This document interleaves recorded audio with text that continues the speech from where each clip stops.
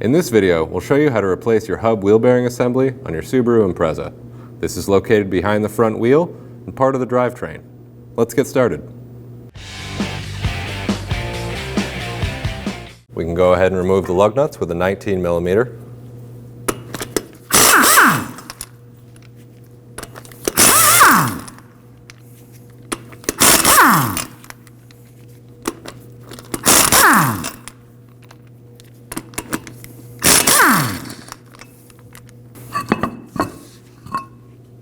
To remove our caliper, we're going to go ahead and remove the caliper bolts with a 12mm.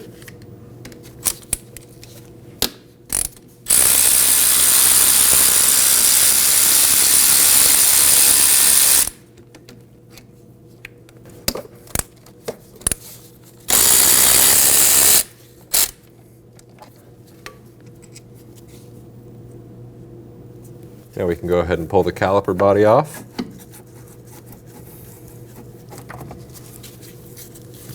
Fold that up.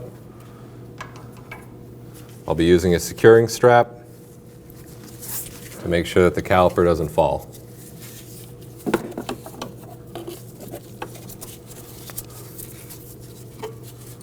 To get to the top bracket bolt, we're going to use a 17mm wrench.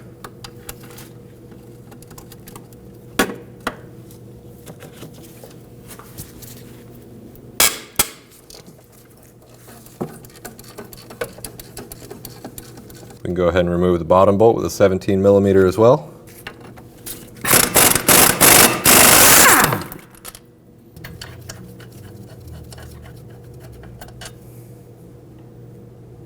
And we can go ahead and remove our caliper bracket. We can go ahead and remove our brake rotor. We can go ahead and remove the axle nut with a 32mm.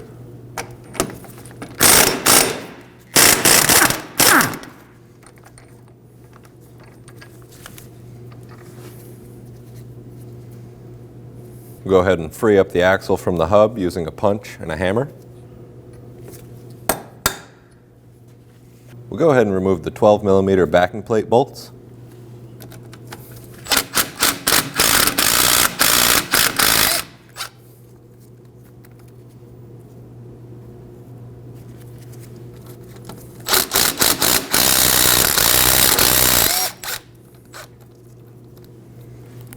The head of this bolt started to round off, so I'm going to go ahead and use a turbo socket to remove it.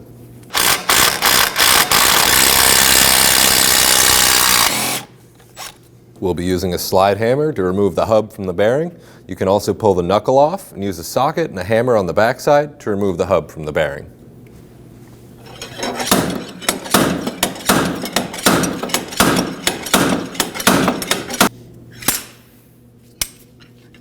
We can go ahead and remove our backing plate. Now we can go ahead and remove our tie rod nut. We'll remove the cotter pin with a set of side cutters.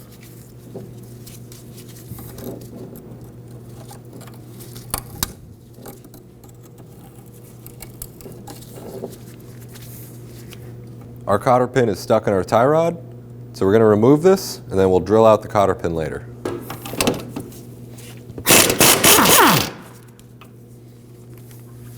Using a hammer, we'll strike on the end of the knuckle here to release the tie rod.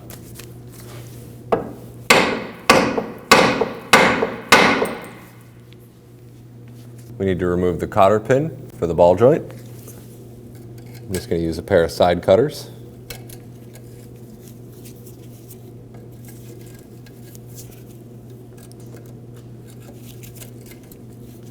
The ball joint cotter pin is stuck in the ball joint. So we'll need to remove this and then we can drill out the cotter pin for later. We'll remove the nut for the ball joint.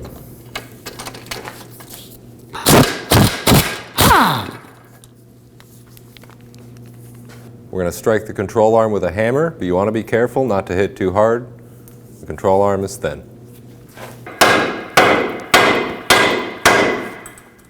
With a pry bar on top of the control arm into the front subframe, you can go ahead and pry down on the control arm.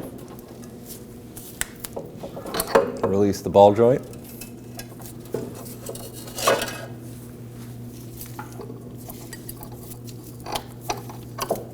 Get the axle out and remove our old wheel seal and bearing. Now we have a C-clip on the back side of the knuckle. Using 2 flathead screwdrivers, we have 2 small notches, and start prying out, and then I'll use the other to hold the space open and work the other side out.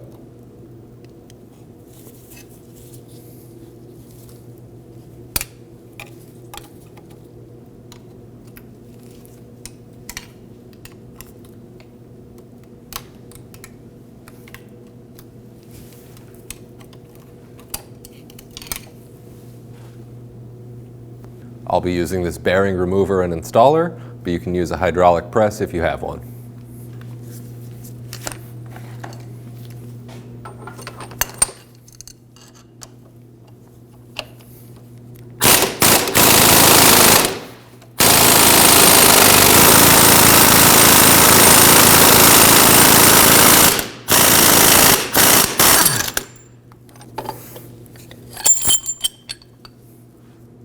There we have it. We'll wipe any residual grease off the axle, as well as the inside of the knuckle where the bearing mounts. With our bearing installer on, go ahead and tighten this down and pull our bearing into the knuckle.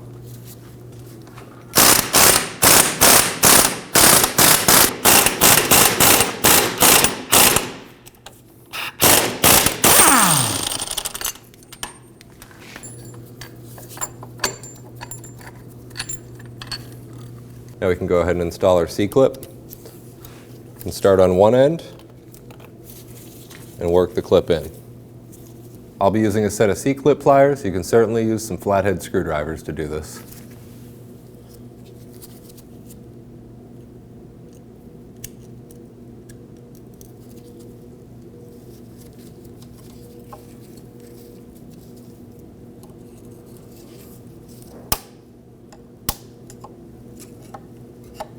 You want to make sure that the C-clip is fully seated. I'm going to apply a small amount of silicone paste to the seal.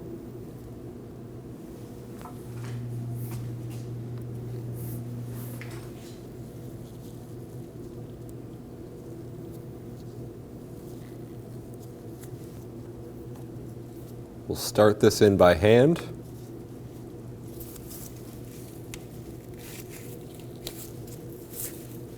And then we'll finish pressing it in. For installing the seals, I'm going to do this by hand.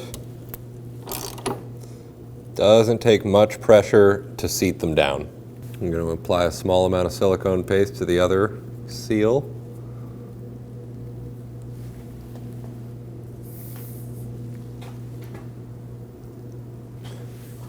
And we'll start that in by hand, making sure it's even.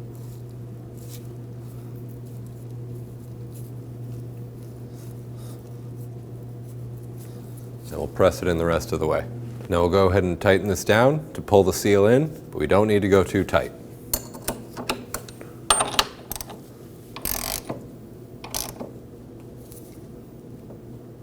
It doesn't take much pressure to seat the seal.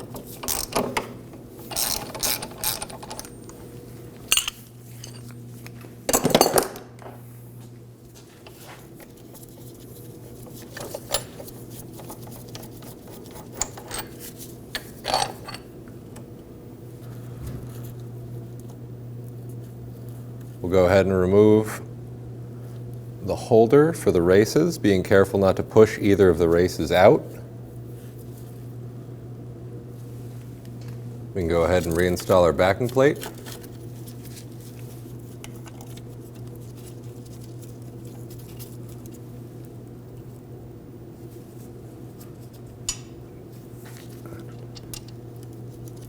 We can snug those down.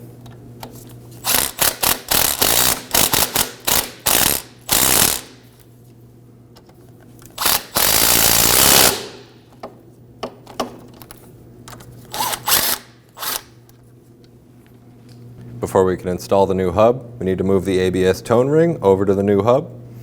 We're going to remove this hardware using a 5mm Allen.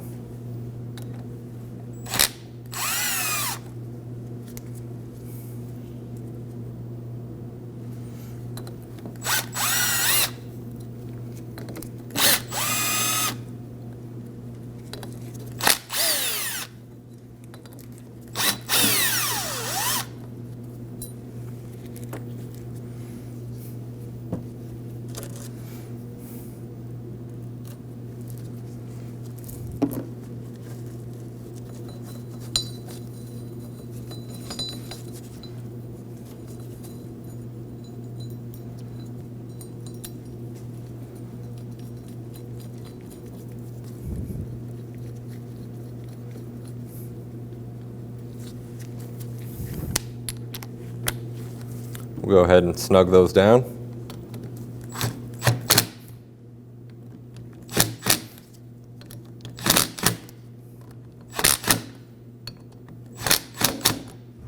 Make sure you support the back of the inner race while you press in the hub.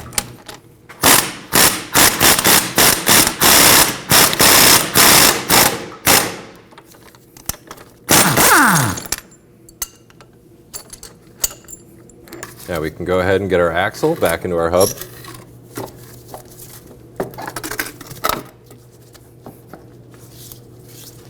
We'll just get that started and we can install the ball joint. We can go ahead and reinstall our ball joint.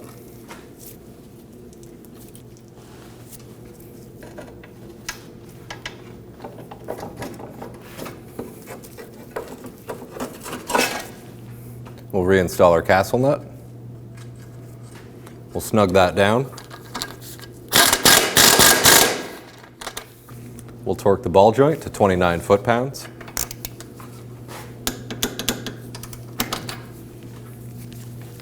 We'll go ahead and install a cotter pin.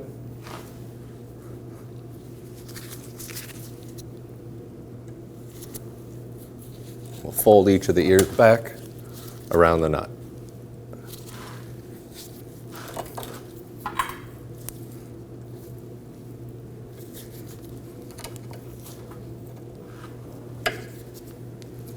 Now we can go ahead and install our tie rod.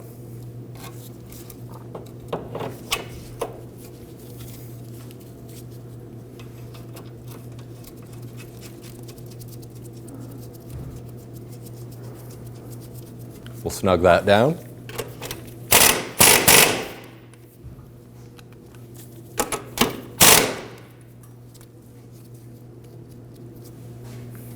We'll torque our tie rod nut to 20 foot-pounds.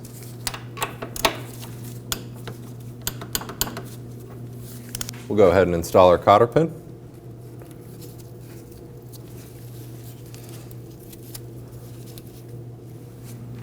Using a pair of side cutters, we can fold back each ear.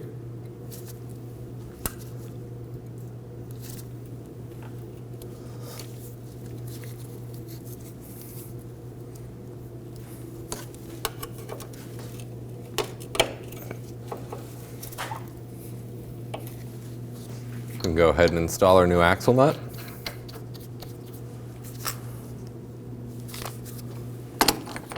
We can snug that down.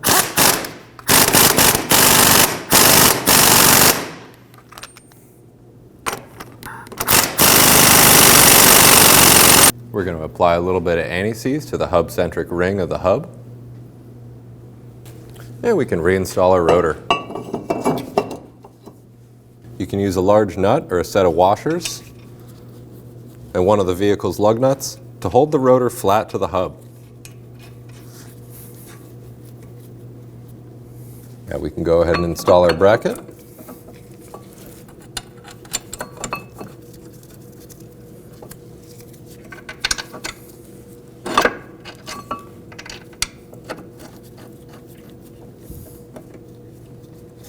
And we can snug down our hardware. The upper bracket bolt is difficult to get to because of the strut bolt, so it's best to use a wrench. Now we can torque both our bracket bolts to 58 foot-pounds.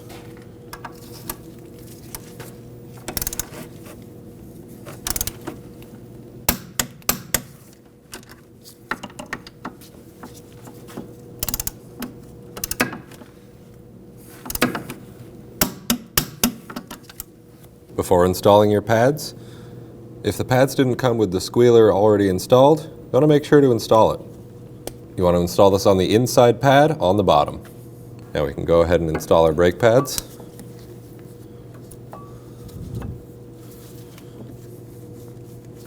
We can release the caliper from our securing strap.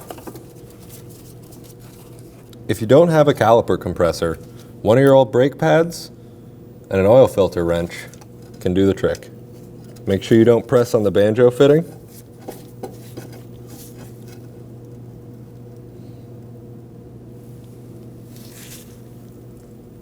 Now we can go ahead and install our caliper body to the bracket.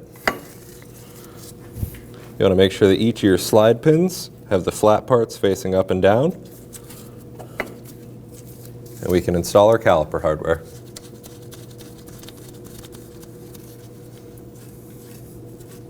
Now we'll go ahead and torque these to 31 foot-pounds.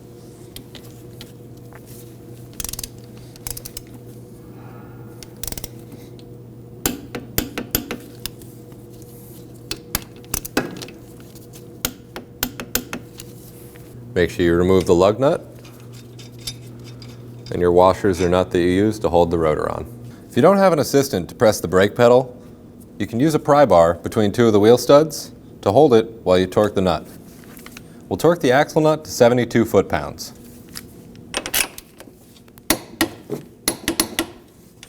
There's a notch in the end of the axle. You want to peen the axle nut so that it can't spin off.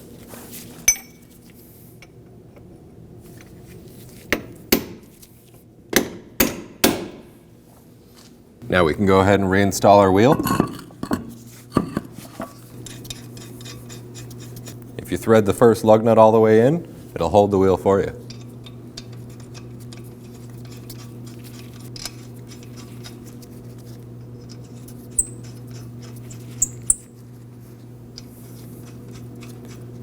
We'll go ahead and snug those down.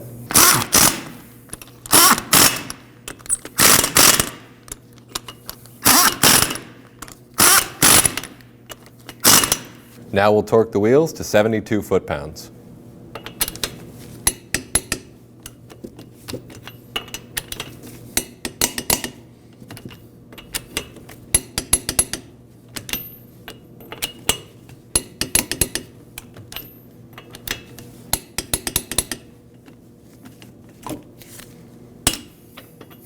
Make sure you pump up the brake pedal and it's nice and firm, and then take it for a road test and make sure you don't hear any strange noises or feel anything odd.